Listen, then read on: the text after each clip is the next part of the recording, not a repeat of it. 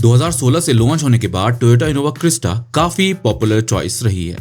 कई महीनों में ये टोयोटा की इंडिया में टॉप सेलिंग कार भी बनी, लेकिन अपकमिंग कैफे 3 नॉर्म्स के चलते डीजल और लेडर फ्रेम गाड़ियों को सस्टेन करना मुश्किल हो जाएगा। इसी वजह से रिपोर्ट्स के अकॉर्डिंग टोयोटा अर्ली 2027 तक इनोवा क्रिस्टा को डिसकंटिन्यू कर सकती है।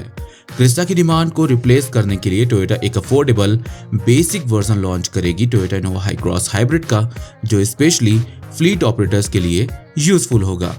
अभी क्रिस्टा की जो स्टार्टिंग प्राइस है लगभग 18.5 लाख रुपए के आसपास 18,80,000 रुपए से शुरू हो जाती है, जबकि टोयोटा इनोवा हाई क्रॉस की बेस मॉडल की प्राइस 18,33,000 से शुरू हो जाती है। लेकिन प्रॉब्लम यह है कि हाई क्रॉस पेट्रोल का रियल माइलेज 10 किलोमीटर पर लीटर है, जो फ्लीट यूज के लिए कॉस्टली पड़ता है, इसलिए डीजल क्रिस्टा ज्यादा प्रेफर्ड है। हाई क्रॉस हाइब्रिड का real mileage around 14 to 15 kmpl है, जो फ्लीट के लिए बेहतर है, पर इसका starting price around 26 lakh rupees के आसपास शुरू हो जाता है, मतलब क्रिस्टा से 7.5 लाख रुपए के आसपास महंगा। इस गैप को फिल करने के लिए टोयोटा एक सस्ती strip down Hycross hybrid ला सकती है। आप देख रहे हैं Sunday car news episode okay car 24/7 YouTube channel पर नए हो तो सब्सक्राइब कर लेना। JSW MG मोटर इंडिया अब अपनी new flagship SUV MG Majestor को लॉन्च करने के लिए रेडी है, जो MG ग्लॉस्टर को रिप्लेस करने जा रही है। डायरेक्ट टक्कर देगी टोयोटा फॉर्च्यूनर को। 20 अप्रैल 2026 को इसको लॉन्च कर दिया जाएगा। मई से ही इसकी डिलीवरी शुरू कर दी जाएंगी। इसकी लेंथ 5 मीटर होने वाली, यानी 5 मीटर प्लस सेगमेंट में एंट्री लेगी। ग्लॉस्टर और फॉर्च्यूनर दोनों से ही बड़ी है, बड़ा साइज है, बेटर रोड प्रेजेंस मिलेगी, अच्छा स्पेस मिलेगा। इसमें आपको शार्प 4x2, सेवी 4x2 और सेवी 4x4 वेरिएंट्स मिल जाएंगे। ये 6 और 7 सीटर दोनों ऑप्शन में मिलेगी। ब्लैक, व्हाइट और ग्रे शेड कलर ऑप्शन यहाँ पर मिल जाएंगे। बाकी डिटेल्स लॉन्च के टाइम सामने आ जाएगी। नया मोज़ेक मैट्रिक्स ग्रिल इसमें मिलने वाला है। Bold LED DRLs, vertical headlights, कुछ ओवरऑल लुक इस तरीके का होगा। रिसेंटली एक टेस्टिंग भी इन्होंने की है इसकी।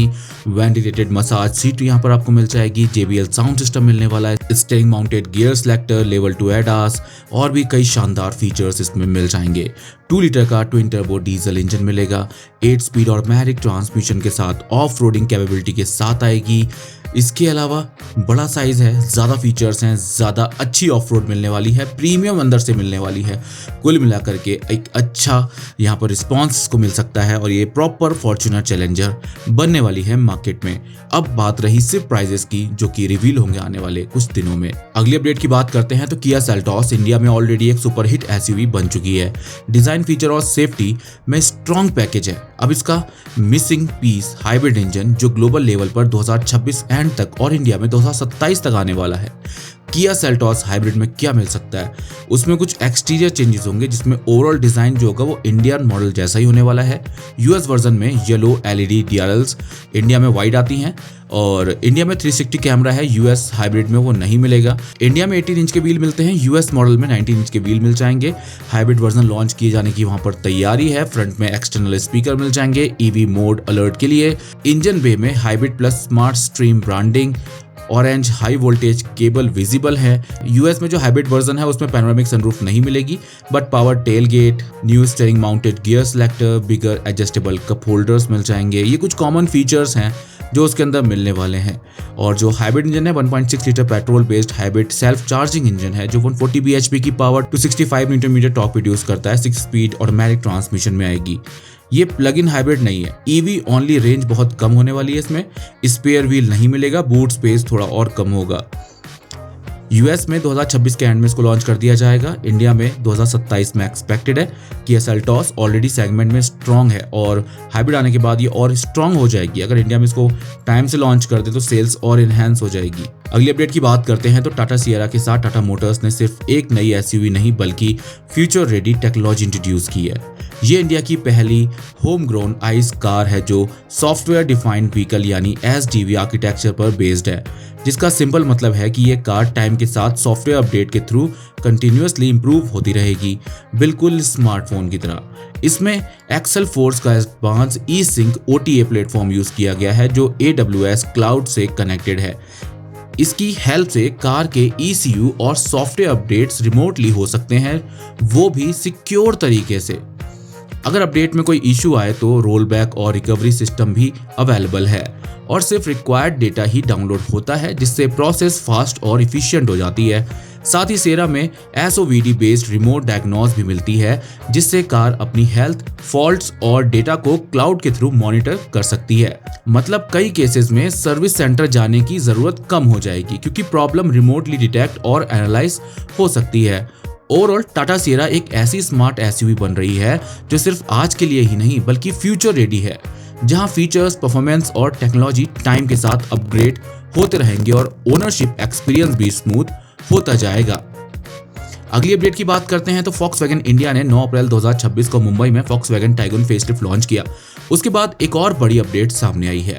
Volkswagen Virtus फेसलिफ्ट को पहली बार इंडियन रोड्स पर टेस्टिंग के दौरान स्पॉट किया गया है, जो क्लियरली एक मिड लाइफ अपडेट लग रहा है। स्पाई शॉट में फ्रंट और रियर कैमोफ्लेज थे, जिससे हिंट मिलता है कि डिजाइन में नोटिसेबल चेंजेस आने वाले हैं। फ्रंट साइड पर नए LED हेडलाइट्स और स्लाइटली रिवाइज्ड डिजाइन देखने को मिल सकता है, जबकि रियर में अपडेटेड LED टेल लाइट मिल सकती हैं। ये test model top spec GT variant लग रहा है, जिसमें नए ब्लैक अलॉय व्हील्स और हेड ब्रेक कैलिपर्स के साथ रियर डिस्क ब्रेक भी देखे गए हैं। ये अपग्रेड सिर्फ 1.5 TSI वेरिएंट्स तक लिमिटेड हो सकता है, जैसे रिसेंटली अपडेटेड मॉडल्स में देखा गया है। इंटीरियर में मेजर चेंजेस नहीं होने वाले हैं, बाकी इंजन ऑप्शन सेम रहेंगे। अगली अपडेट की बात करते हैं तो सुजुकी ई-विटारा, जो सुजुकी का पहला ग्लोबल इलेक्ट्रिक SUV है, ने लेटेस्ट क्रैश टेस्ट में ANCAP से 4 स्टार सेफ्टी रेटिंग हासिल की है। ये रेटिंग ऑस्ट्रेलिया और न्यूजीलैंड में सोल्ड सभी वेरिएंट्स पर अप्लाई होती है, जहां ये SUV मार्च अप्रैल 2026 में लॉन्च हुई है। इंटरेस्टिंगली इंडिया में इसी ई-विटारा को ANCAP में 5 स्टार की सेफ्टी रेटिंग मिल चुकी है, जो क्लियरली दिखाता है कि अलग अलग रीजन्स के टेस्टिंग स्टैंडर्ड्स और स्कोरिंग सिस्टम में डिफरेंस होता है। ANCAP के क्रैश टेस्ट रिजल्ट्स के हिसाब से ई-विटारा ने ओवरऑल बैलेंस परफॉर्म दिया है। हाँ, एक ड्रॉबैक भी रहा है। कुछ सिनेरियो में ड्राइवर के चेस्ट प्रोडक्शन को मार्जिनल 2 वीक रेट किया गया, जिसकी वजह से ओवरऑल स्कोर 5 स्टार तक नहीं पहुंचा। सिंपल बात करें तो ई-विटारा एक सेफ EV है विद सॉलिड ओवरऑल परफॉर्मेंस, लेकिन थोड़ी सी इंप्रूवमेंट के साथ ये ग्लोबल लेवल पर भी 5 स्टार रेटिंग अचीव कर सकती है। अगली अपडेट की बात करते हैं तो Hyundai Ioniq 5 फेसलिफ्ट को इंडिया में फिर से टेस्टिंग के दौरान स्पॉट किया गया है और ये अब क्लियरली फाइनल फेज में लग रही है। ग्लोबली ये मॉडल ऑलरेडी सेल पर है और अब Hyundai मोटर कंपनी इसे इंडिया में जल्दी लॉन्च करने वाली है। लेटेस्ट स्पाई शॉट में गाड़ी ऑलमोस्ट प्रोडक्शन रेडी दिख रही है। मिनिमल कैमोफ्लेज के साथ डिजाइन ओवरऑल सेम है, लेकिन फ्रंट बम्पर में वाइडर एयर इनटेक और V शेप गार्निश ऐड हुआ है, जबकि रियर बम्पर भी अपडेट हुआ है। रियर स्पॉइलर अब 50 mm लंबा हो गया है और कुछ और चेंजेस के साथ ये अपडेट होने वाली है। ग्लोबली सबसे बड़ा अपडेट जो है यहाँ पर 84 kWh का बैटरी पैक, जो अराउंड 570 किलोमीटर की रेंज देता है। इंडिया में 72.6 kWh का बैटरी पैक मिलता है। अब उम्मीद है कि इसको नए बैटरी पैक के साथ अपडेट करके बहुत जल्द लॉन्च कर दिया जाएगा। अगली अपडेट की बात करते हैं तो टाटा नेक्सॉन एक fully camouflage test mule recently spy shot में सामने आया है। ये थोड़ा सरप्राइजिंग है क्योंकि नेक्सॉन ऑलरेडी इंडिया की टॉप सेलिंग SUV में से एक है। मार्च 2026 में लगभग 20,000 यूनिट के साथ थर्ड पोजीशन पर है। अब सवाल ये है कि जब गाड़ी ऑलरेडी इतनी सक्सेसफुल है तो टाटा फिर क्या टेस्ट कर रहा है।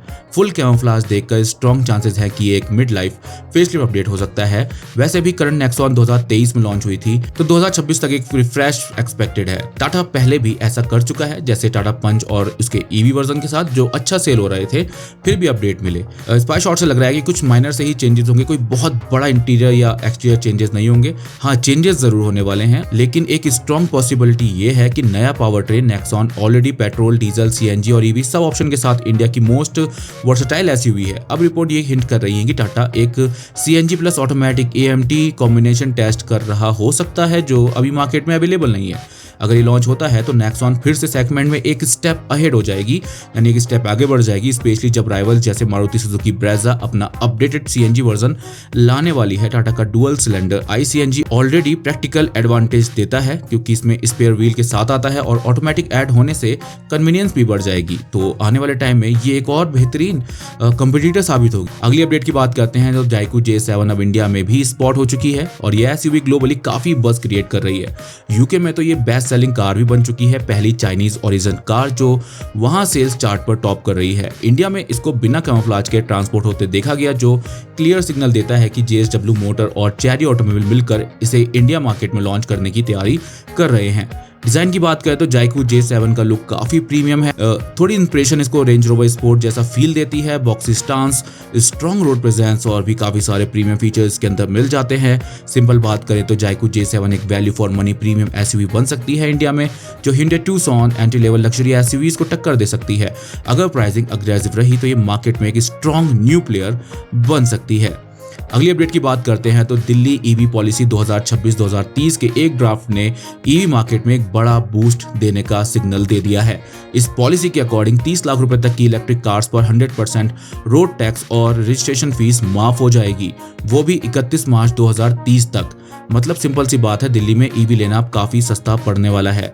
इसका सबसे बड़ा फायदा मास मार्केट ईवी ब्रांड्स को मिलेगा, जैसे Tata Motors, Mahindra and Mahindra, MG Motors India, इनकी popular EV Tata Nexon, Tata Punch EV, Harrier EV, MG की विंजोर ईवी, ये सब 30 लाख रुपए के अंदर ही आ जाती हैं, तो इनकी ऑन रोड प्राइस काफी कम हो सकती है। इंटरेस्टिंग बात यह है कि सिर्फ ईवी ही नहीं बल्कि स्ट्रॉन्ग हाइब्रिड कार्स को भी बेनिफिट मिल रहा है। 30 लाख तक के हाइब्रिड कार पर 50% टैक्स एग्जम्पशन प्रपोज किया गया है, जैसे मारुति सुजुकी और टोयोटा जैसे ब्रांड्स को फायदा होगा।